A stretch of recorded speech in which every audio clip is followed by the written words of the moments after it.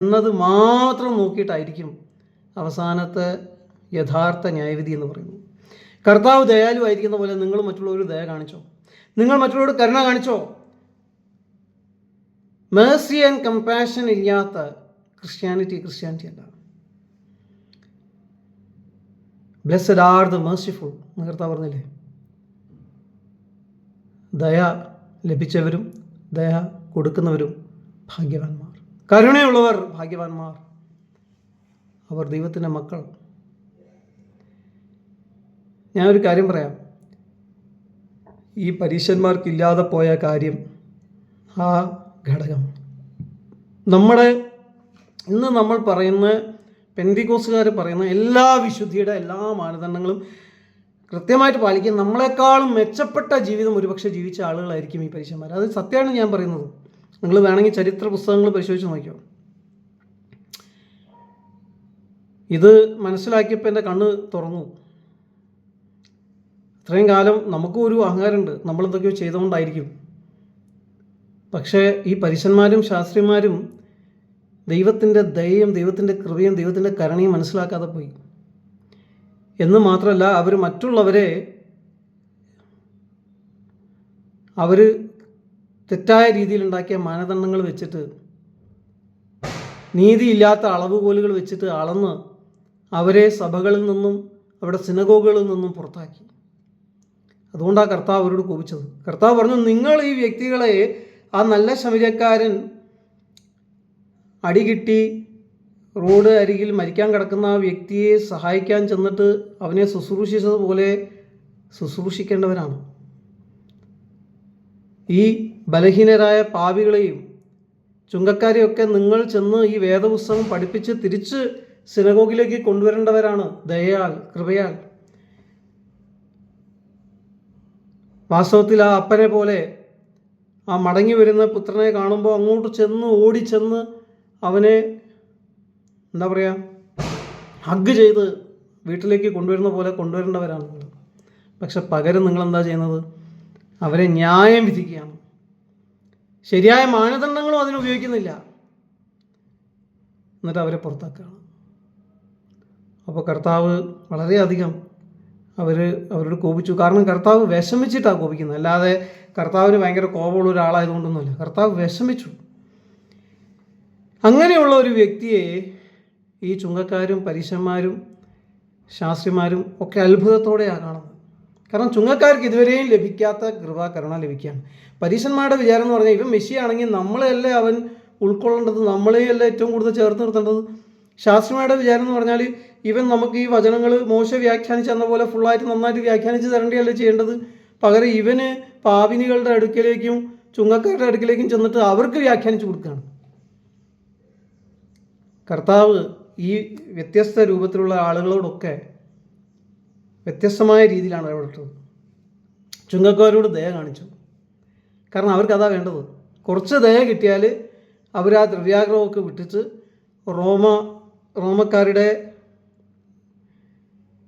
Slaves ആവുന്നതിന് പകരം അവർ തിരിച്ച് സിനഗോഗിലേക്ക് വരും, നല്ല രീതി ജീവിക്കും, അവിടെ പേര് തിരിച്ച് ചേർക്കാം. ഇനി പാപിനികൾക്കും വേണ്ടിയിരുന്നത് കരുണയായിരുന്നു. പാപം ക്ഷമിച്ച് കിട്ടിയാൽ അവർ ആ ജീവിതം നിർത്തിയിട്ട് നല്ല രീതിയിൽ ജീവിക്കാൻ തയ്യാറാണ്. ജീവിത സാഹചര്യം കൊണ്ടാണ് അവർ പലരും അങ്ങനെ പോയത്. പരീശന്മാർക്കും ശാസ്ത്രിമാർക്കും ശരിക്കും വേണ്ടിയിരുന്നത് നല്ല ചൂരൽ വടിയാണ്. അതാ കർത്താവ് കൊടുത്തത്. എന്നുവെച്ചാൽ നിങ്ങൾക്ക് ദൈവം ദയ തരുന്നുണ്ട്, അത് നിങ്ങൾ മനസ്സിലാക്കുന്നുണ്ട്. ദയയാലാണ് ദൈവം ഇസ്രായേലിനെ തന്നെ തിരഞ്ഞെടുത്തത്. ദൈവം ഡ്യൂട്രോണമിയിൽ ആദ്യമായിട്ട് ഇസ്രായേലിനെ തിരഞ്ഞെടുത്തതിനെ കുറിച്ച് സംസാരിക്കുന്ന സമയത്ത് ഡ്യൂട്രോണമി 7-ാം അധ്യായത്തിൽ പറഞ്ഞെന്താണ്? നിങ്ങൾ മറ്റ് ജാതികളെക്കാളും മെച്ചപ്പെട്ട ആളുകളായതുകൊണ്ടല്ല ഞാൻ നിങ്ങളെ തിരഞ്ഞെടുക്കുന്നത്. മറ്റ് ജാതികളെ വെച്ച് നോക്കുമ്പോൾ നിങ്ങൾ ചിലപ്പോൾ കൂടുതൽ പാപങ്ങൾ ഉള്ളിലുള്ള ആളുകളായിരിക്കും. പക്ഷേ ആ ദൈവത്തിൻ്റെ മഹാദയും സ്നേഹവും അബ്രഹാം ഇസാക്ക് യാക്കോബിനോടുള്ള ദൈവത്തിൻ്റെ ആ കരുതലും അത് നിമിത്തമാണ് ദൈവം ഇസ്രായേലിനെ തിരഞ്ഞെടുത്തത്. അപ്പോൾ ദൈവം കൃപയാൽ ദയയാൽ ഈ പരീശന്മാർക്ക് ഈ വചനങ്ങൾ തന്നു, ഈ വചനങ്ങൾ ഗ്രഹിക്കാനുള്ള അവസരം തന്നു, ഈ വചനങ്ങൾ പറഞ്ഞു കൊടുക്കാനുള്ള അവസരം തന്നു. അത് വിനിയോഗിച്ച് മറ്റുള്ളവരെ കർത്താവിനോട് അടുപ്പിക്കുന്നതിന് പകരം അവർ കർത്താവിലേക്ക് ആരെങ്കിലും അടുക്കാനായിട്ട് വരികയാണെങ്കിൽ, ദൈവത്തോട് ആരെങ്കിലും എടുക്കാൻ വരികയാണെങ്കിൽ അവരെ അകറ്റുകയാണ് ചെയ്യുന്നത്. അതുകൊണ്ട് കർത്താവ് വളരെ കോപിച്ചു. ഇനി അടുത്ത അധ്യായത്തിൽ വരുമ്പോൾ 23-ാം അധ്യായത്തിൽ കർത്താവ് ഈ പരീശന്മാരെ നോക്കി അയ്യോ കഷ്ടം എന്ന് വിളിക്കുന്നുണ്ട്. അതൊക്കെ നിങ്ങളെടുത്ത് വായിച്ച് നോക്കണം. ദുഃഖ വെള്ളിയാഴ്ച എന്ന് പറഞ്ഞാൽ കർത്താവ് ഇവരുടെയൊക്കെ ആ വെറുപ്പ്, വിദ്വേഷം, കയ്പ്, പക, പിണക്കം അനുഭവിക്കാൻ പോവുകയാണ് തൻ്റെ ശരീരത്തിൽ. എന്ന് മാത്രമല്ല അതിപ്പോഴും അതിലേക്ക് യാത്ര ചെയ്തുകൊണ്ടിരിക്കുമ്പോഴും അനുഭവിച്ചുകൊണ്ടിരിക്കുകയാണ്, അത് വഹിച്ചുകൊണ്ടിരിക്കുകയാണ്. ഇസ്രായേലിൻ്റെ അകത്ത് വ്യാപരിക്കുന്ന കപടഭക്തിയും ഇസ്രായേലിൻ്റെ അകത്ത് വ്യാപരിക്കുന്ന ദുഷ്ടതയും വെറുപ്പും അനീതിയും ദൈവം വഹിച്ചുകൊണ്ടിരിക്കുക. അതാണ് ഇവിടെ നടക്കുന്നത്. കർത്താവ് അവൻ്റെ അകത്ത് ഇത് വഹിച്ചുകൊണ്ട് അവൻ്റെ സങ്കടം കൊണ്ട് കർത്താവ് ഇങ്ങനെ വിഷമിച്ചിരിക്കുന്ന സമയത്താണ് ഈ വ്യക്തികൾ വന്നിട്ട് ചോദിക്കുക, കൈസർക്ക് കരം കൊടുക്കുന്നത് വിഹിതമോ എന്ന് പറഞ്ഞാൽ ഇവർക്ക് പരീക്ഷിച്ച് കർത്താവ് എന്താണ് പറയാൻ പോകുന്നത്. കർത്താവ് വാസ്തവത്തിൽ കർത്താവായ യേശുക്രിസ്തുവിനെ ഇവർ കർത്താവായിട്ട് അംഗീകരിക്കുന്നില്ല കേട്ടോ. കർത്താവായ യേശുക്രിസ്തുവിനെ അവരുടെ യഹോവയായിട്ട് അവർ അംഗീകരിക്കുന്നില്ല. കർത്താവ് എന്ന് പറയുമ്പോൾ ഇവിടെ ഉദ്ദേശിക്കുന്നത് വെറും സർ, ലോർഡ് അല്ലെങ്കിൽ മാസ്റ്റർ, യജമാനനെ എന്നുള്ളതാണ്. ഗുരു എന്നുള്ള അർത്ഥം മാത്രമേ അവർ ഉദ്ദേശിക്കുന്നുള്ളൂ. അല്ല, നല്ല ഗുരു, നീ നല്ല കറക്റ്റായിട്ട് പഠിപ്പിക്കുന്ന, മോപക്ഷ ഇല്ലാതെ പഠിപ്പിക്കുന്ന ആളാണെന്ന് ഞങ്ങൾക്കറിയാം. അങ്ങനെ എൻ്റെ അടുത്തേക്കും വരാറുണ്ട് ചില ആളുകൾ. നിൻ്റെ അഭിപ്രായം എന്താണ്? തൂജ എന്ന് പറഞ്ഞൊരു മെഡിസിൻ ഉണ്ട് ഈ നമ്മുടെ ഹോമിയോപ്പതിയിൽ. അപ്പോൾ ഡോക്ടറെ പരീക്ഷിക്കാൻ വരുന്ന പേഷ്യൻറ്റിന് കൊടുക്കേണ്ട മരുന്നാണ്. അവർക്ക് അവരുടെ രോഗം അറിയാം, അവർക്ക് അതിനെ മരുന്നും അറിയാം. അവർ ഡോക്ടറെ പരീക്ഷിക്കാൻ വേണ്ടി വരുന്നവരാണ്. ഡോക്ടർ ആ മരുന്ന് തരുമല്ലോ, അവർക്ക് കൊടുക്കേണ്ട മരുന്നിൻ്റെ പേരാണ് തൂജ. ഡിസീറ്റ്ഫുൾ ബിഹേവിയർ, അതിനുള്ള നമ്പർ 1 റെമഡിയാണ് തൂജ. അവർക്ക് ധൈര്യമില്ല ഒരു കാര്യം ഡയറക്റ്റായിട്ട് ചോദിച്ച് മനസ്സിലാക്കാനോ പറയാനോ. അപ്പോൾ അവർ ബാക്കിൽ കൂടെയുള്ള വഴികൾ ഉപയോഗിച്ച് പറയും. അപ്പം ഇത് ഒരു നോളജാണ് നിങ്ങൾക്ക് ചില ആൾക്കാർക്കെങ്കിലും ഉണ്ടായിക്കോട്ടെ എന്ന് ഞാൻ വിചാരിക്കുക. അവർക്ക് വരുന്ന ചില രോഗങ്ങളുണ്ട്, ട്യൂമർ, ക്യാൻസർ, പിന്നെ വാട്ട്, ശരീരത്തിൽ എവിടെയെങ്കിലും കൂടുതലായിട്ടുള്ള ഗ്രോത്ത് അവിടെ ഇവിടെയൊക്കെ വരികയാണെങ്കിൽ ചിലപ്പോൾ ഇങ്ങനത്തെ സ്വഭാവമുള്ളവർക്ക് വരും.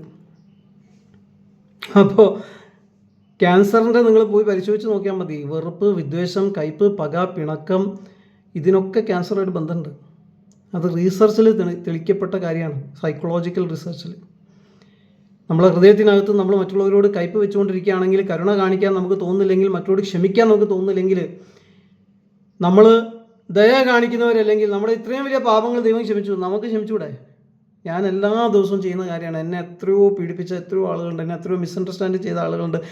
ദൈവത്തോട് ചില സമയത്ത് വിഷമിക്കുമ്പോൾ ഞാൻ പലതും പറയും, ദൈവമേ അവരെന്തുകൊണ്ട് ഇങ്ങനെ ചെയ്യുന്നു. പക്ഷെ അവസാനം വരുമ്പോൾ അതിൻ്റെ മാർഗം ക്ഷമിക്കുക എന്നുള്ളതാണ്, അതിൻ്റെ മാർഗം ദയ കാണിക്കുക എന്നുള്ളതാണ്, നമ്മളെ ഉപദ്രവിക്കുന്നവർക്ക് വേണ്ടി പ്രാർത്ഥിക്കുക എന്നുള്ളതാണ്, അവരോട് സ്നേഹം കാണിക്കുക എന്നുള്ളതാണ്. അതിലൂടെ മാത്രമേ നമുക്ക് വെറുപ്പിനെ ജയിക്കാൻ സാധിക്കുള്ളൂ. വെറുപ്പിനെ വെറുപ്പ് കൊണ്ട്, വിദ്വേഷം കൊണ്ട് ജയിക്കാൻ സാധിക്കില്ല, സ്നേഹം കൊണ്ട് മാത്രമേ സാധിക്കുള്ളൂ. പിന്നെ അവരുടെ മനസാക്ഷിയെ കുത്തുകൊള്ളിക്കാൻ വേണ്ടിയിട്ട് അവർ തെറ്റ് ചെയ്യുന്നുണ്ടെങ്കിൽ അത് ചൂണ്ടിക്കാണിക്കാൻ നമുക്ക് സാധിക്കും. അത് കർത്താവും ചെയ്തിട്ടുണ്ട്.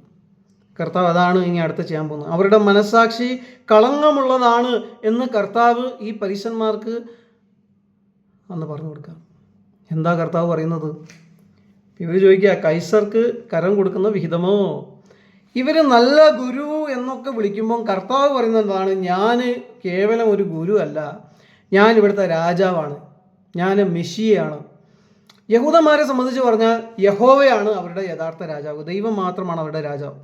പിന്നെ ദൈവത്തിൻ്റെ പ്രതിനിധിയായിട്ട് ശമൂവേലിനോട് ദൈവം പറഞ്ഞു, ഞാൻ രാജാക്കന്മാരെ അനുവദിക്കുകയാണ്. അത് ദൈവം അനിഷ്ടത്തോടെ അനുവദിച്ച ഒരു കാര്യമാണ്. അങ്ങനെയാണ് ശൗൽ രാജാവായത്. പിന്നീട് ദൈവത്തിൻ്റെ ഹൃദയപ്രകാരമുള്ള മനുഷ്യനായ ദാവീദിൻ്റെ വംശത്തിലുള്ള ആളുകൾ രാജാവായത്.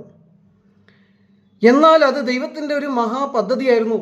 കാരണം ദൈവം തന്നെ ഈ ദാവീദിൻ്റെ വംശാവലിയിൽ ഒരു മനുഷ്യ രാജാവായി വരാനായിട്ട് പോവുകയാണ്. ദൈവത്തിന് തെറ്റുപറ്റിയതല്ല മനുഷ്യനെ രാജാവാക്കിയത്. ചില ആളുകൾ അങ്ങനെ പഠിപ്പിക്കുന്നുണ്ട്. ദൈവത്തിൻ്റെ മഹാപദ്ധതിക്ക് അനുയോജ്യമായിട്ടാണ് ദൈവം ഈ കാര്യങ്ങളൊക്കെ ചെയ്തിരിക്കുന്നത്. അതിശയപ്പെടും. ദൈവത്തിൻ്റെ ന്യായപ്രമാണത്തിനകത്ത് തന്നെ, തൗറയ്ക്കകത്ത് തന്നെ രക്ഷയുടെ മാർഗം ഉണ്ടായിരുന്നു. റോമർക്ക് എഴുതിയ ലേഖനം 8-ാം അധ്യായത്തെക്കുറിച്ച് ഒരു പേപ്പർ ഞാൻ ചെയ്യുന്നുണ്ട്. ഞാൻ ഓരോ പ്രാവശ്യം അതിങ്ങനെ ചെയ്തുകൊണ്ടിരിക്കുമ്പോൾ എനിക്കതിൽ വളരെയധികം ആനന്ദം വരികയാണ്, വളരെയധികം സന്തോഷം വരികയാണ്. കാരണം എന്താണെന്ന് വെച്ചാൽ, ഏത് തോറയാണോ പിശാച്, സാത്താൻ, പാപം, വെറുപ്പ് മനുഷ്യരെ കണ്ടം ചെയ്യാനായിട്ട്, ശിക്ഷാ വിധിക്കാനായിട്ട്, ശിക്ഷാവിധിയിൽ അകപ്പെടുത്താനായിട്ട് ഉപയോഗിച്ചത്, അതേ തോറ തന്നെ യേശു ക്രിസ്തു മുഖാന്തിരം, അതേ തോറയാണ്. തോറ മാർച്ചൊന്നും വന്നിട്ടില്ല, പക്ഷെ അതേ തോറ തന്നെ യേശു ക്രിസ്തു മുഖാന്തിരം ദൈവം രക്ഷയ്ക്കായിട്ട് ഉപയോഗിക്കുകയാണ്. അപ്പം ഇങ്ങനെയാണ് സംഭവിക്കുന്നത്.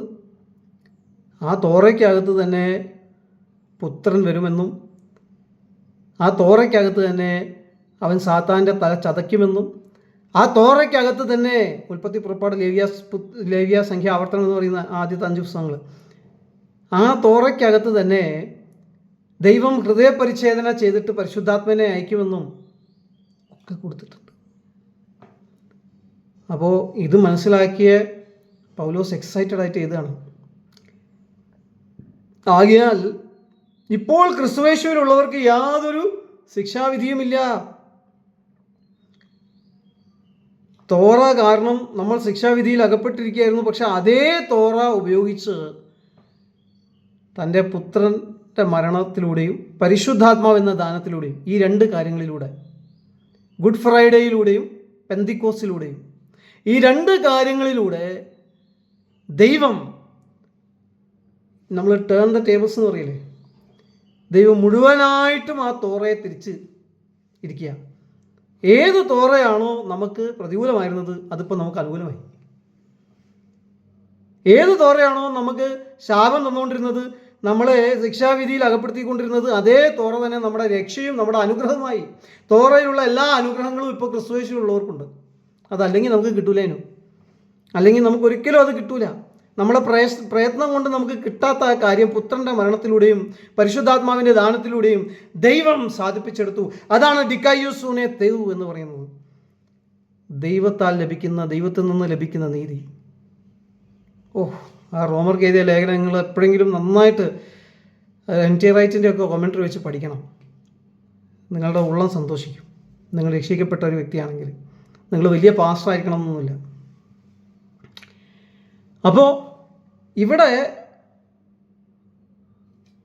പുത്രനിലൂടെയും പവിത്രാത്മാവിലൂടെയും പരിശുദ്ധാത്മാവിലൂടെയും ദൈവം മുഴുവനായിട്ടും ഈ തോറ തന്നെ, ഏത് തോറയാണോ ശിക്ഷാവിധിക്ക് വേണ്ടി ഉപയോഗിക്കാൻ പോകുന്നത്, അതേ തോറയെ തന്നെ തിരിക്കാൻ പോവാ.